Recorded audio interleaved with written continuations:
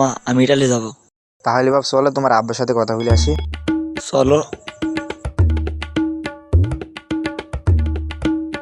এ দেখো তোমার ছেলে তোমার সাথে কথা বলবি। কি হয়েছে? আব্বা আমি ইটালি যাব। ইটালি যাবা বাপ? হ্যাঁ আব্বা। ক টাকা লাগবে বাপ? আব্বা বেশি না, মাত্র 20-30 লাখ টাকা লাগবে। মাত্র? ও মা আমার কি হইল? বাপ পানি নাই গা? যাচ্ছি মা।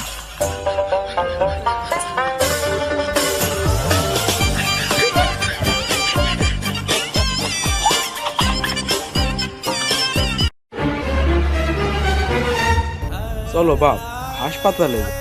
কেন আব্বা? বাপ সে আর এখন সে ভেড়ার মতো গোল গোল সে মার্বেল আছে না, ওইটা এমন আমরা দুটো বেচতাম, তাছাড়া আমার উপায় নেই, দেখতে পাচ্ছি না আমি আর কিছু।